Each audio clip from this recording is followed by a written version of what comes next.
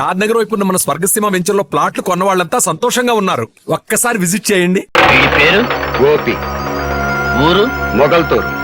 వృత్తి సంగీత విద్వాంసుని చెప్పు తిరుగుతుంటాడు. చేసిన నేరం హత్యా నేరం.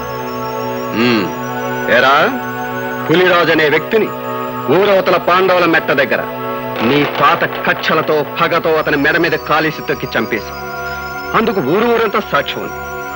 చేసిన నేరం ఒప్పుకుంటే సరే సరే, లేదా మా పద్ధతుల ప్రకారం నిన్ను ఒప్పించి బోన్లో నిలబెట్టి శిక్ష వేయించడం మా వృత్తి ధర్మం. మర్యాదగా చేసిన నేరం ఒప్పుకుంటావా లేదా? నీ చేత ఎలా ఒప్పించాలో మాకు బాగా తెలుసు. ఎరా, మాట్లాడవేరా?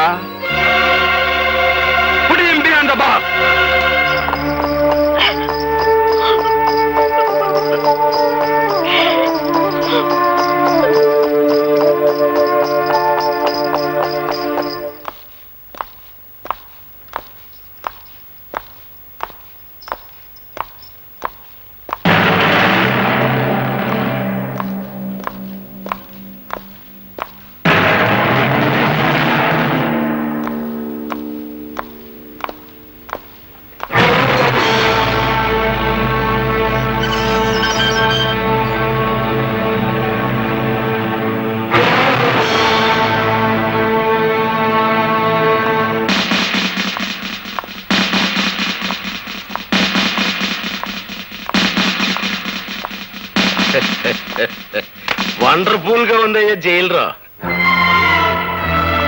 మెట్లు బీకేసిన హార్మోని పెట్టిలాగా ముచ్చటగా ఉందిరా నీ ముఖం. పోలీసు వాళ్ళు తలుచుకుంటే సొన్నంలోకి ఎముక కూడా లేకుండా చేసేయగలరని ఎప్పటికి నమ్మకం వచ్చిందయ్యా జైలు రా. అదేంట్రా హార్మోని పెట్టి అట్టం మెడ ఉంచుకుని నిలబడిపోయావు? మెడ నిలబట్లేదా? ముఖం చల్లట్లేదా? మాట్లాడబెడరా.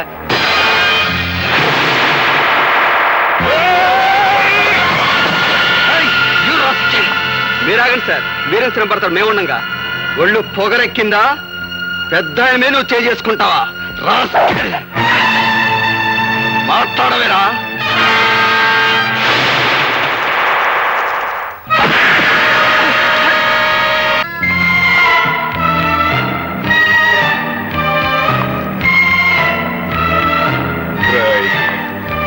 నేనిప్పుడు మగ మహారాజులాగా బయటికి వెళ్ళిపోగలను, కానీ అలా చేయటం లేదు.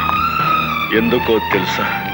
నేనే నేరం చేయలేదు గనుక, నా నిజాయితీ నాకు రక్షణ కల్పిస్తుందని నమ్ముతున్నాను గనుక నేను తలుచుకుంటే నిన్ను ఇక్కడికిక్కడే ముక్కలు ముక్కలుగా నరికి పోగులు పెట్టగలను. కానీ నేను తాళి కట్టిన పిల్లకు నువ్వు తండ్రి అయిపోయావు గనక బతికిపోయావు. చేయి.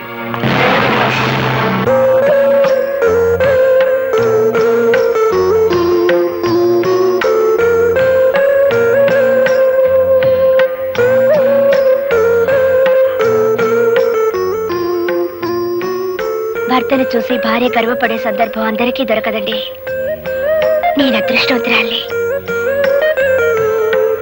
మీ ఆత్మవిశ్వాసం చూసి ధైర్యం వస్తుంది తప్ప ఈ హత్య కేసు నుంచి ఎలా బయటపడ్డాం? ఏ లాయర్ని కలిసినా ప్రయోజనం లేదంటున్నారు. రాధా, ఏ లాయర్ వాదన నన్ను రక్షించలేదు. నేను చాలు నన్ను నేను కాపాడుకోవటానికి. అదెలా సాధ్యం అండి? నువ్వు నవ్వితే చాలు. భర్తని పరిస్థితిలో చూసి ఏ భార్య అంటే నమ్మగలదు? నువ్వు అందరి భార్యలాంటి దానివి కాకూడదు రాధా. అప్పట్లో నేను నీలో దర్జా, దర్పం, గుండె నిబ్బరం చూశాను. అవి ఇప్పుడు కావాలి. నీకు చాలా అవసరం కూడాను. అందుకే నవ్వమంటున్నాను, నా కోసం.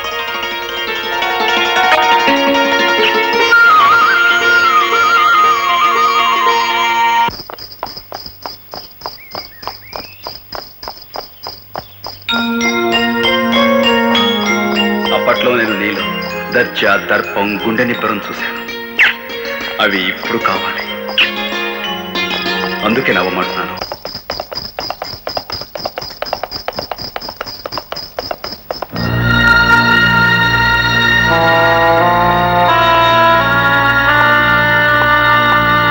బాగున్నారా సార్? నాకేం బాబు, బాగున్నాను. కానీ నీలాంటి వాడిని ఇలా చూడడానికి నాకెంతో బాధగా ఉంది. మా అబ్బాయి పెళ్లి నీకు శుభలేఖిద్దామని వచ్చాను. చాలా సంతోషం. మీలాంటి వారికి నా మీద ఇంకా సదభిప్రాయం మీద ఉండటం నిజంగా నా అదృష్టం. అలా అనకు బాబు. బంగారాన్ని మెరుగు పెట్టడానికి దానికి లేని మురికిని అంటిస్తాను. ఆ మురికి కడగ్గాని బంగారం ఎలా మెరుస్తుందో నీకు తెలియంది కాదు. నువ్వు అలాంటి బంగారానివేనయ్యా. వస్తాను. మంచిది.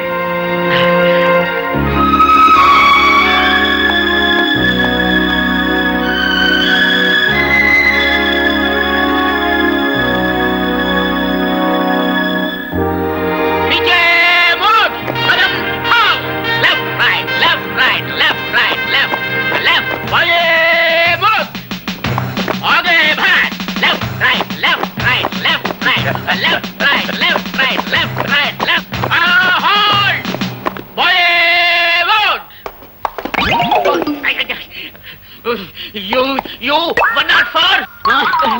Hey, 104. నీ వల్ల డ్రిల్ గుల్లైపోతా ఉంది. మార్కెట్కి వెళ్ళినప్పుడల్లా బాగా తింటావాడు చేపలు.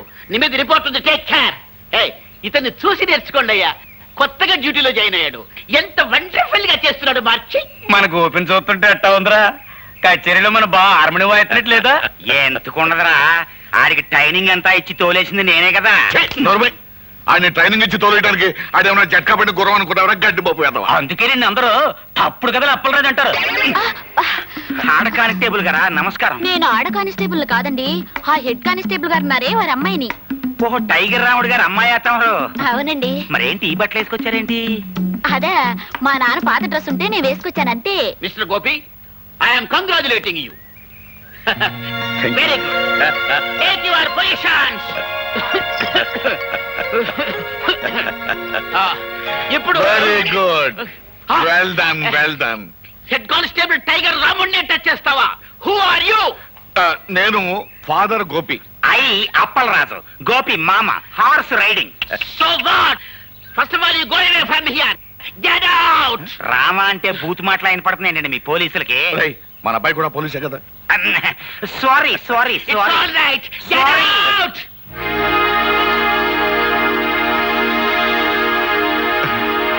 నమస్కారం మాస్టర్. అన్నమండి. నమస్కారం. రండి. ఒక మంచి శుభవార్త చెబుదామని వచ్చాను. ఏమిటది?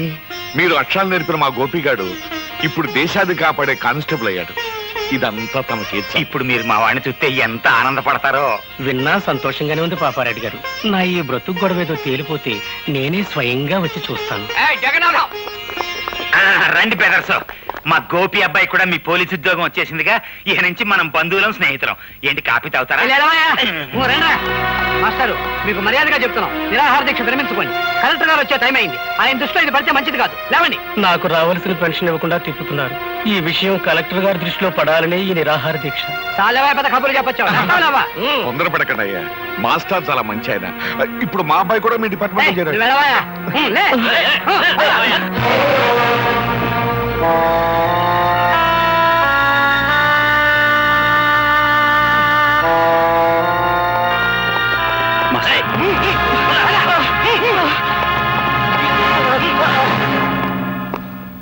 మా వార్నింగ్ ను కూడా లెక్క చేయకుండా నిరాహార దీక్ష చేస్తున్న మాస్టర్ వీడేగా? అవును సార్, వీడే. సరే, మీరు వెళ్ళొచ్చు. మా పోలీసులంటే అంత నిర్లక్ష్యంగా ఉందా? చేయకూడదు తప్పు నేనేం చేయలేదు బాబు. మీ వాళ్ళే అన్యాయంగా. మాస్టారు,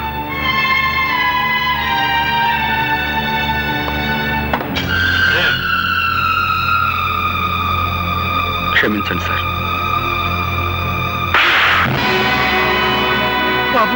ఈ మాస్టర్ గారు ఏం అన్యాయం చేశారని సార్ ఆయన కొట్టారు? తనకు రావాల్సిన పెన్షన్ డబ్బుల కోసం 2 సంవత్సరాల పాటు తిరిగి తిరిగి వేరే గత్యంతరం లేని పరిస్థితిలో ఆయన నిరాహార దీక్ష చేస్తుంటే అది మీ దృష్టిలో క్రమశిక్షణ పాటించకపోవటమా, లేక లా అండ్ ఆర్డర్ వ్యతిరేకించడమా?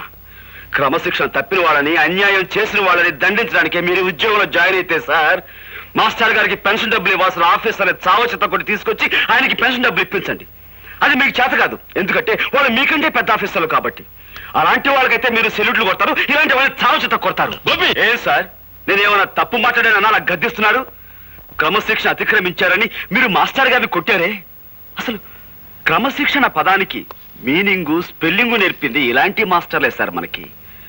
హక్కుల కోసం నిరాహార దీక్ష చేయటమే మీ దృష్టిలో అన్యాయం అయితే మన దేశానికి స్వతంత్రం తీసుకొచ్చిన గాంధీ గారు కూడా ఇలాంటి నిరాహార దీక్ష చేశారు. అలా చేసినందుకు బ్రిటిష్ వాళ్ళు ఆయన జైల్లో పెట్టారు. అప్పుడు మనమంతా అది అన్యాయం, అక్రమం అని అరిచాం. చివరికి ఆ బ్రిటిష్ దొరల్ని తరిమి తరిమి కొట్టాం. కానీ మనకి స్వతంత్రం వచ్చిన 40 ఏళ్ల తర్వాత అదే అన్యాయాన్ని మీలాంటి వాళ్ళు చేస్తుంటే మాలాంటి వాళ్ళు మిమ్మల్ని ఏం చెయ్యాలి? మీకు సెల్యూట్లు కొట్టి మీరు చేసే అన్యాయంలో మేము పాలు పంచుకోవాలా? అది నాకు చేత కాదు సార్. అలా చేయటమే నా డ్యూటీ అయితే ఈ క్షణం నుంచి ఈ ఉద్యోగాన్ని వదిలేస్తున్నాను.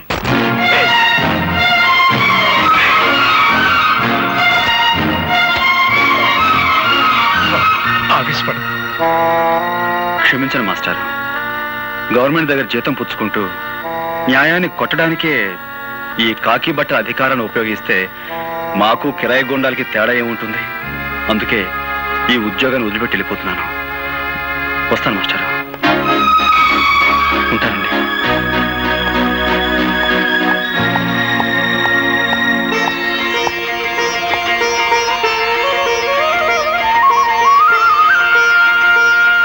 చాలా మంచి పని చేసావురా బాబు.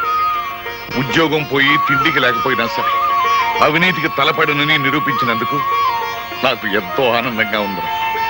ఇన్నాళ్ళు గోపిగాడు నా బిడ్డ అని సంతోషించాను.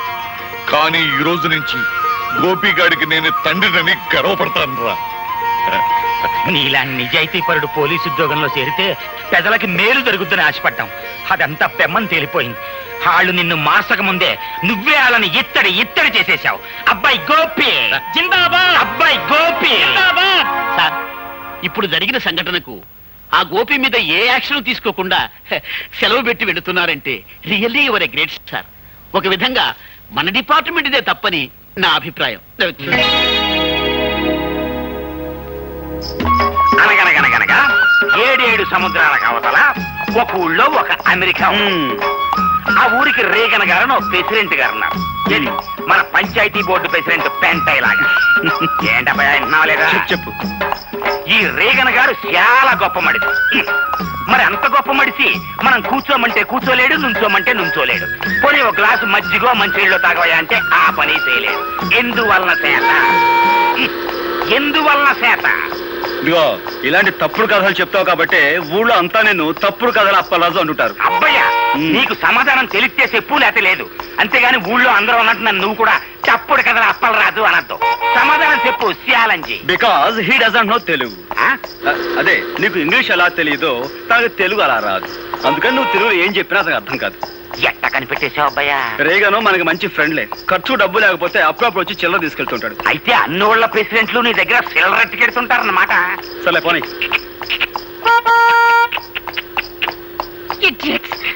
తప్పకుండా బండపు ఓళ్ళేన్ వెనకమాల అగ్గిపెట్టి కారు, అందులో ఆడకూతురు ఓళ్ళేన్. కంట్రీ బ్రూట్స్, హార్న్ మోగుతుంటే వినపడలేదు. కార్ కి సైడ్ ఇవ్వాలన్న కామన్ సెన్స్ లేదు.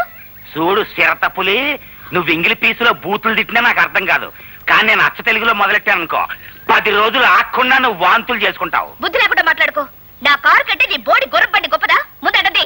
అబ్బయ్యా, ఇంక లాభం లేదు. నువ్వు సూపు చూడాల్సిందే.